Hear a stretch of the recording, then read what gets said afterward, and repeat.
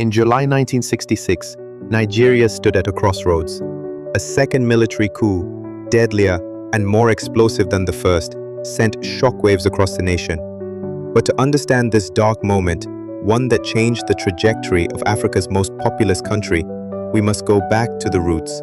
Before the gunfire in Ibadan, before Ironsi's lifeless body was dumped in the bush, before the massacres in the north, there were older wounds, deep divisions, ethnic rivalries, historical resentments waiting to explode. In 1914, Lord Frederick Lagarde merged the northern and southern protectorates into a single colony, Nigeria. Over 250 ethnic groups were forced into one country. The British didn't care for unity, they cared for control. Through indirect rule, they empowered northern emirs to govern while marginalizing the masses. In the south, particularly among the Igbo and Yoruba, Western education flourished. Christian missionaries brought schools, books, and exposure to global systems. By independence in 1960, Nigeria was unbalanced.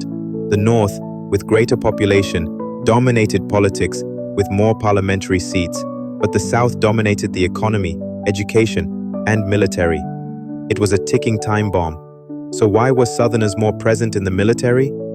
The British recruited more heavily from the south, especially the Igbo, for their colonial armed forces and civil service. The Igbos embraced Western education and viewed the military as a way up. Many Igbo cadets trained in elite institutions like Sandhurst.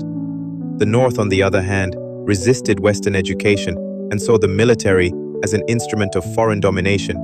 This left the South, particularly the Igbo, with more educated officers and influence within the armed forces. By 1966, the imbalance was obvious. In a multi-ethnic country, the military had become an ethnic flashpoint.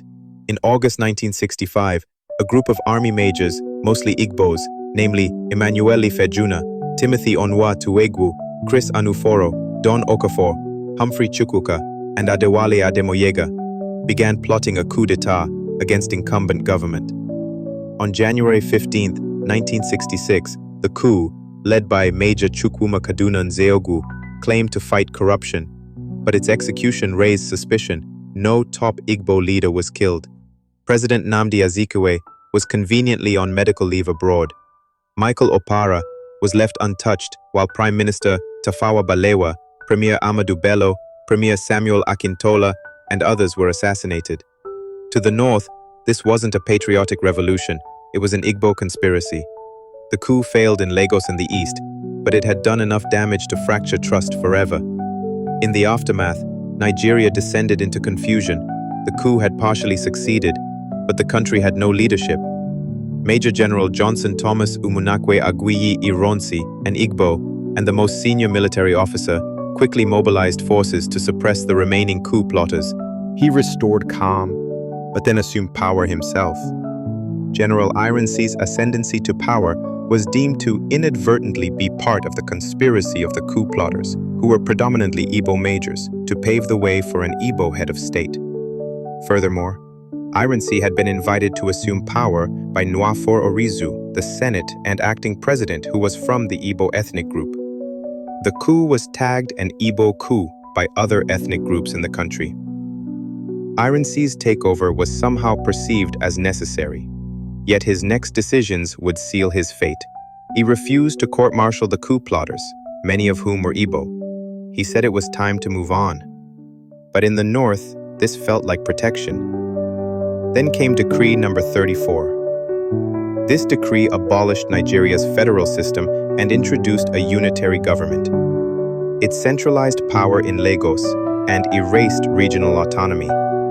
In theory, it was meant to unify the country.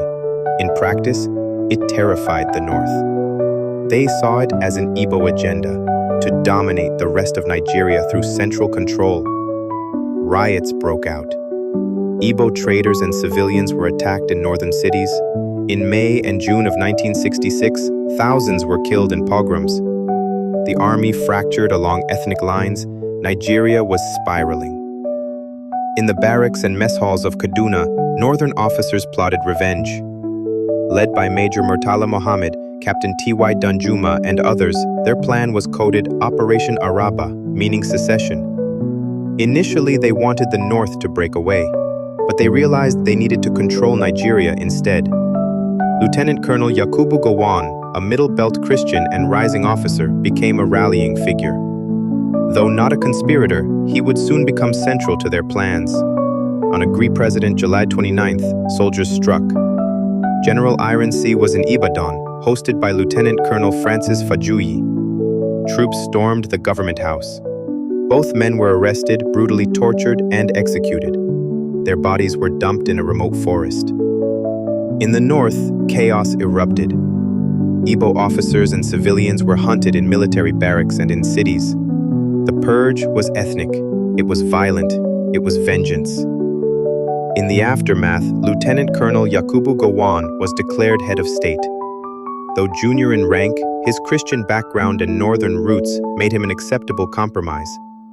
But there was one man who refused to accept it, Lieutenant Colonel Ojukwu, military governor of the eastern region. He argued that proper military hierarchy had been ignored. The senior-most officer alive was Brigadier Ogundipe, a Yoruba. Why was Gowon picked? This tension boiled over into full-blown rejection. To avoid civil war, military leaders met in Ghana in January 1967. At Aburi, Ojukwu and Gowon agreed to return Nigeria to a loose confederation. Regional autonomy would be respected. But back in Lagos, federal officials and civil servants, many of them Yoruba and Northern, warned Gowon that the agreement would weaken Nigeria. Eventually, the Aburi Accord was rejected. Gowon blamed it on legal complications. Ojukwu saw it as betrayal.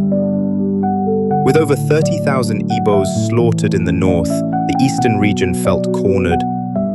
On May 30th, 1967, Ojukwu declared Biafra an independent state, and so began one of Africa's bloodiest civil wars. The July 1966 Counter-Coup was not just revenge. It was the ignition of tribal war, distrust, and decades of military rule. It tore at Nigeria's fragile unity and fed a cycle of violence that still echoes today. The ghosts of that night, Ironsi's silence, the North's rage, the South's suspicion, still haunt our politics.